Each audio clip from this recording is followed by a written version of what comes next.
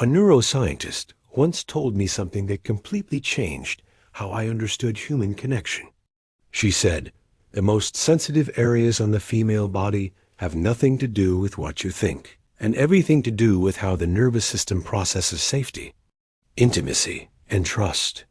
What she revealed next wasn't about seduction. It was about the science of touch, emotional receptivity, and why psychology matters more than technique. And if you've ever wondered why touch works, sometimes and completely backfires, other times, why the same? Gesture can create connection or discomfort. Depending on context, this video is going to explain the psychological and biological science that most people completely miss. But before we dive into the neuroscience and psychology, hit that like button right now. The algorithm knows you're searching for understanding about connection, intimacy, and human touch. Send a signal that this educational content needs to reach others who want to understand the science of attraction.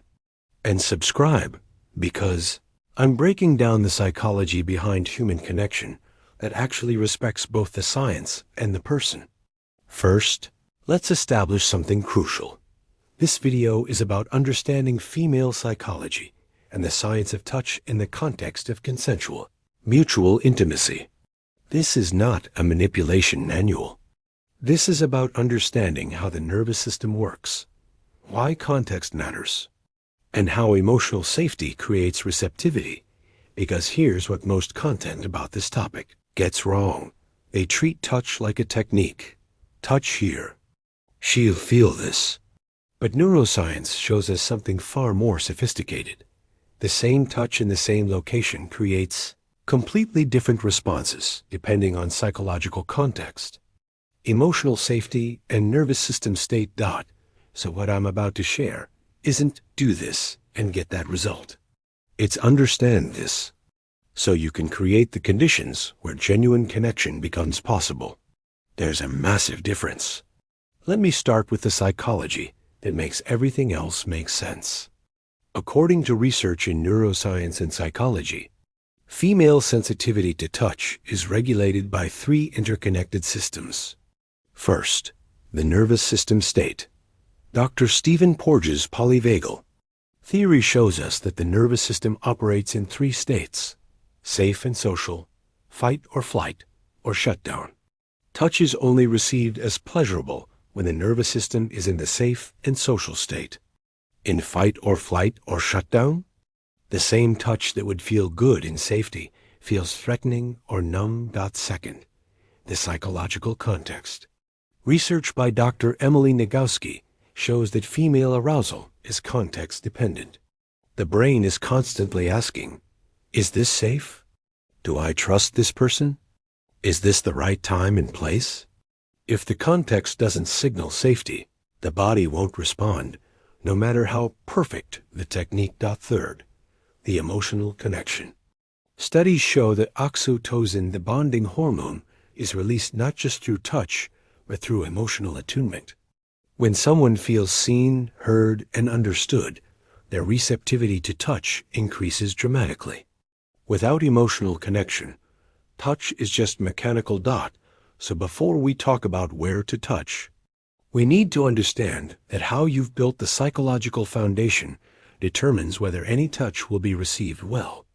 This is why the same touch from different people creates different responses. It's not the touch, it's the context. Now let's talk about the actual neuroscience of sensitive areas. The human body has different types of nerve receptors, and they're not distributed evenly.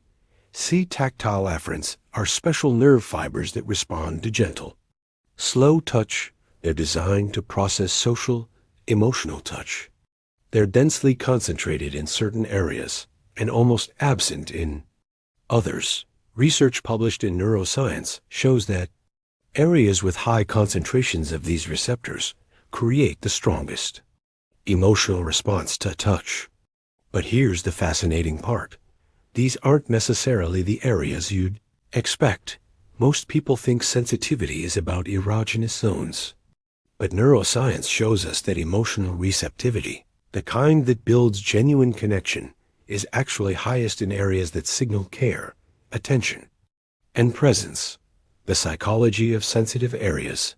Let me break down the most sensitive areas from a psychological and neurological perspective, and more importantly, why they're sensitive and what that means. Number 1. The hands and fingers. Neuroscience shows that hands have one of the highest concentrations of nerve endings.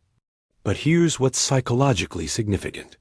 Hand holding and hand touching release oxytocin and create feelings of safety and connection. Hand touch is non-threatening.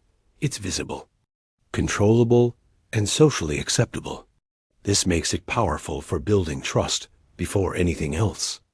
Gentle touch on the hands, slow, intentional. Present activates the brain's reward centers and calms the nervous system. This is why holding hands can feel more intimate than more overtly sexual. Touch, it's about presence and attention, not just sensation. Number 2, the lower back and sides. These areas contain high concentrations of C-tactile afferents. Light, slow touch activates the parasympathetic nervous system, creating calm and safety. Psychologically, this area is vulnerable. You can't see behind you. Touch here requires trust. When touch is welcomed here, it signals safety. Research shows that gentle touch on the lower back reduces cortisol and increases feelings of being cared for. This is why a hand on the lower back can feel intimate. It's protective, attentive, and trust-based. Number 3, the neck and behind the ears. The neck has thin skin and high nerve density, one of the most sensitive areas on the body. But psychologically, it's even more vulnerable. This is where major arteries are. Allowing touch here is a profound trust signal. Light, touch, or breath on the neck activates multiple sensory systems simultaneously. This is why neck touch feels so intimate. It's neurologically sensitive and psychologically vulnerable. Number 4, the inner wrists and forearms. Thin skin, high nerve density, and rarely touched. Touch here feels intentional, attentive, and personal. Gentle stroking activates C-tactile afferents and creates feelings of being cared for. Psychologically, it communicates presence and attention. This is why slow touch on the forearms during conversation feels deeply intimate, non-threatening, but emotionally charged. Number 5, the scalp and hair. The scalp contains numerous nerve endings, and gentle touch activates the parasympathetic nervous system. Playing with hair or touching the scalp releases oxytocin and creates feelings of being nurtured. Psychologically, hair is personal. Allowing touch here means comfort and trust. This is why having someone play with your hair feels so soothing, neurologically calming, and emotionally intimate. Now, here's what's absolutely critical and where most content on this topic fails. None of these areas matter if the psychological context isn't right. You could touch every sensitive area perfectly. But if the person doesn't feel safe, seen, or respected, their nervous system will shut down. Dr. Emily Nagowski's research shows that for women, arousal and receptivity are context dependent. If the brain does not perceive safety, the body does not respond. Knowing sensitive areas without understanding. Safety is like having a key, but not having permission to open the door. The most important technique is this: pay attention, notice responses, ask questions, create safety, build trust. Everything else is secondary. And here's something important. Understanding your own body's sensitivity and psychology is just as valuable as understanding someone else's. If you're a woman watching this, knowing that your receptivity depends on psychological context, not just physical sensation, is empowering. If touch doesn't feel good, it's not a flaw. It may be a problem with context or connection. You're allowed to need safety first. You're allowed to need trust. You're allowed to feel different with different people. That's neuroscience. And if you're someone trying to create connection through touch, focus less on technique and more on the conditions that allow someone's nervous system to relax into receptivity. That's the real skill. All right, here's what I need from you. First, hit that like button if this changed how you think about touch, sensitivity, and connection. Let's signal to YouTube that educational content about intimacy should be seen.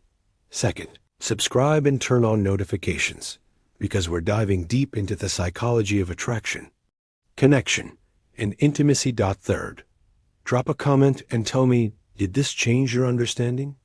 What surprised you most? Fourth, share this video with someone who needs to understand the science behind human connection. Look, understanding the psychology and neuroscience of touch isn't about manipulation.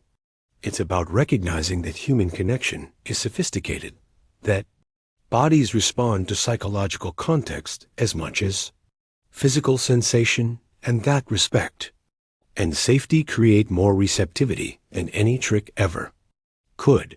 The most sensitive area on anyone's body isn't a location. It's the state of their nervous system. Create psychological safety. Build genuine connection. Pay attention to responses. Everything else is just details. True. Intimacy isn't about knowing where to touch. It's about knowing when you've earned the trust for touch to be welcome. See you in the next one. Stay curious. Stay respectful.